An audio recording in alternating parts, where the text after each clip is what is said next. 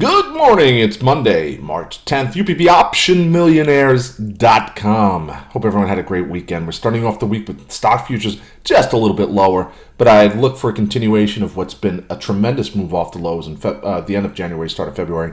I brought this up at the blog at OptionMillionaires.com, saying this was going to be another V-bottom, and sure enough, look at this. This is a V-bottom that we've had all the way out through this rally over the last 5 years. And the V-bottoms have been more noticeable over the last, since November 2012. But you can see them move up over the resistance, which is now going to act as support. It's been acting as support. Looks like we're consolidating here for another bing, up over the 190 level on the SPY. Maybe happening as soon as this week. And if you look at the bearish, bullish sentiment, still a lot of people think we're at highs. And it is. It's tough to wrap your mind around buying something at an all-time high because, everybody else has gotten it cheaper than you, right? It's like, why would you buy a car for more than everybody else has been paying for it, right? It's like, well, he got it for 20% less than I'm going to pay for it. But if you knew that car was going to be 3 to 5% worth 3 to 5% more after you bought it, right?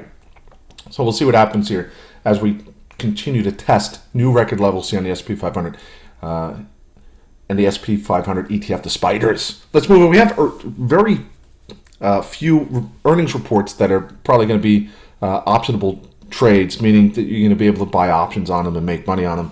I'll get into those in a minute, but I want to bring up Facebook and Twitter. Facebook has been bumping up against this resistance line, pulled back. It's upgraded this morning to an $85 price target. It's up at about this level. So we can see possibly Facebook heading up to 72 early this week. And we have Twitter also upgraded this morning.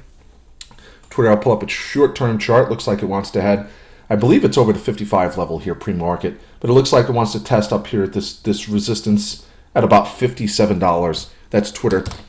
The bond market has been selling off really all last week, just like the prior week when it was bought all week long. Last week, selling. That implies higher interest rates. We'll see if this is a continuation into this week of this type of pattern. You can see we kind of double topped here. We're pulling back, and I look for support at the 104 level. So we could see continued weakness here. Let me just see how we're not really that oversold just yet. So look for us to get down into the oversold level first before trying to initiate a position for a bounce. How about the VXX, which tracks short-term volatility? Futures, you can see we had a nice little pop there. We have the Ukraine conflict kind of weighing on volatility in the market because there's the possible expectation of conflict over there that will raise volatility and prices will drop. So that's why you see the VXX starting to curl back up here. Now we are only two bucks away from filling this gap down that we had on March 4th. Let's move into some of the stocks that are reporting earnings. How about Pay? This is Verifone Systems. They report earnings after the bell tomorrow. So you have a little time to get into it if you want to look at it. This is, I believe, I haven't looked at the short interest recently, but this is a stock that was pretty heavily shorted, especially last year and the year before that. I'm not sure how many of the shorts have actually covered, but you can look at this gap down price here at about the the $33 level. We're at $29.50. That would imply a 10% move to fill this gap down, which still has not been filled. So that would be a target for earnings. And maybe I'll look at get in some calls. I'll let you know in the chat room at OptionMillionaires.com. Look from a longer term scale too here from Pay. You can see if you look at this and you just take this move here, put a trend line, this would be a pole, this would be a flag, and this is a bear flag. Long-term bear flag. So we'll see, are we going to fill that gap up? Are we going to fill that gap down to the upside, which would be the $33 level, or is this going to mark a top? And we're not still overbought yet, so there's still room to go. So that is Pay, Verifone, Systems, and then we'll go to Wednesday. We have Carnival Cruise Line, which has been throwing up all over the place. I don't know if you've seen the news over the last couple months, but the boats have just been mired with illness and people getting stomach viruses and just nasty stuff, but hasn't really seemed to affect the stock price.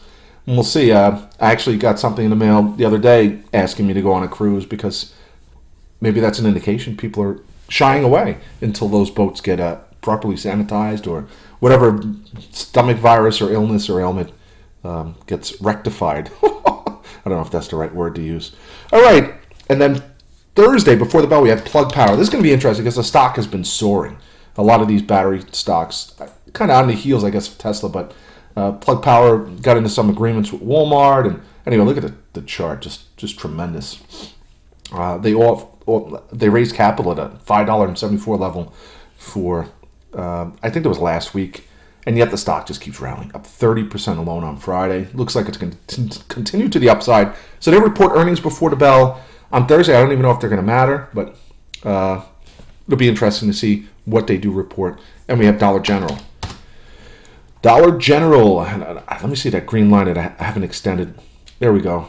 I probably haven't pulled this chart up since then, but you can see it was kind of consolidating here after a nice move up. And now again, this acted as support.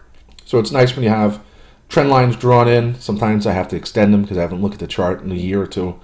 And you can see how pretty accurate that line acted as support.